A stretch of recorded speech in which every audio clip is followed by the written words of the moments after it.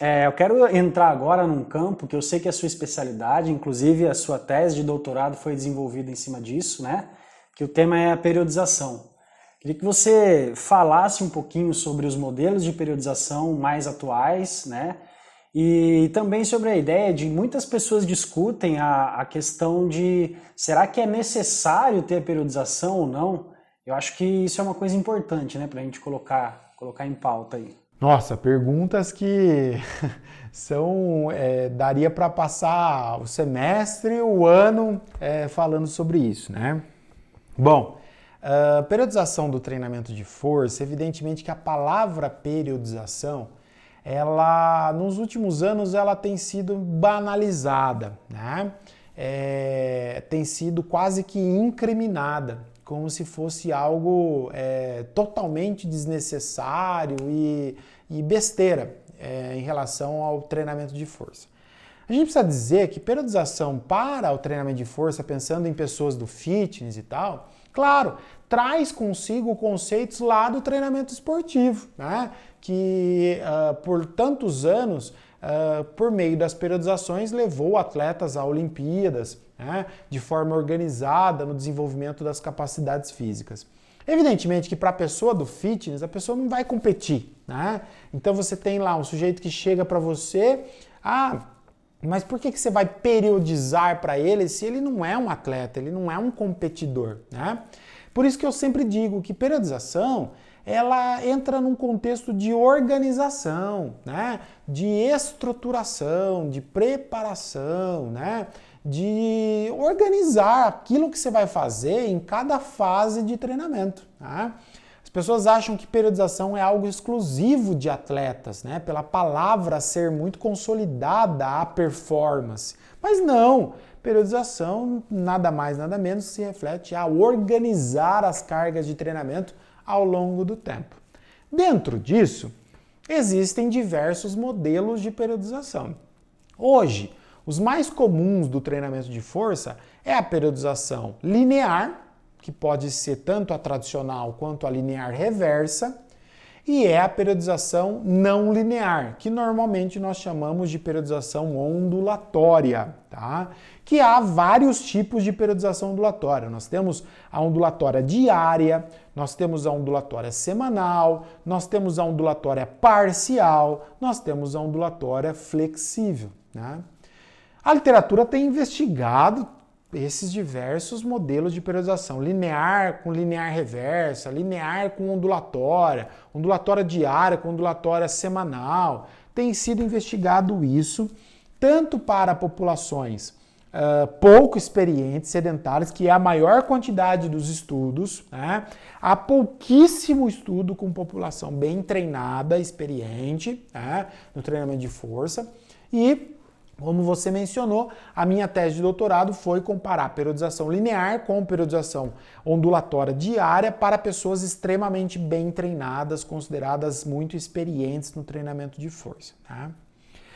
De modo que nós equalizamos as cargas de treinamento para linear e ondulatória e, obviamente, para ganhos de força e hipertrofia, nós tivemos resultados similares, não houve superioridade de uma sobre outra. Embora nós também, além de observar as respostas dos grupos, nós observamos as respostas individuais de cada sujeito frente a esses modelos de periodização, o que é algo novo na literatura aí e você pode conferir no nosso curso disponível recentemente.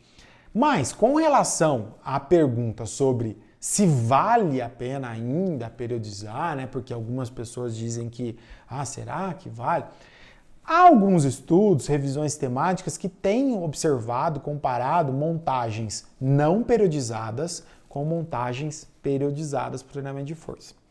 Eu preciso ser honesto em dizer que esses estudos, eles muitas vezes mostram para a gente que não há superioridade de montagens periodizadas sobre montagens não periodizadas.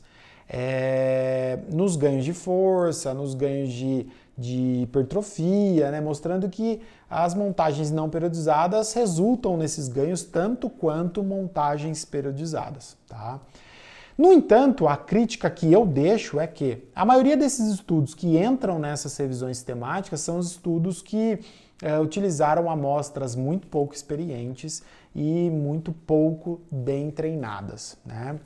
Então, de modo que fica mais evidente que pessoas sedentárias e pouco experientes, realmente, talvez pouco importe se você vai fazer uma montagem periodizada ou uma montagem não periodizada, porque, coitado, essa pessoa está há tanto tempo sem se exercitar que, obviamente, que a hora que ela começa a se exercitar, seja periodizado, seja numa montagem periodizada, sistematizada, ou seja, cada período estabelecido que vai ser feito, ou uma montagem única, contínua, o sujeito vai apresentar benefícios e resultados positivos, né?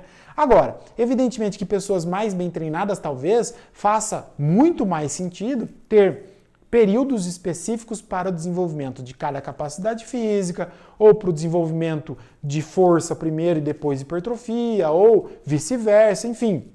Faça mais sentido separar o desenvolvimento de capacidades físicas ou separar a forma com que eu aplico a intensidade, a quanto que eu aplico de séries, de repetições em cada período de tempo de forma organizada, estruturada e que é o que significa periodizada.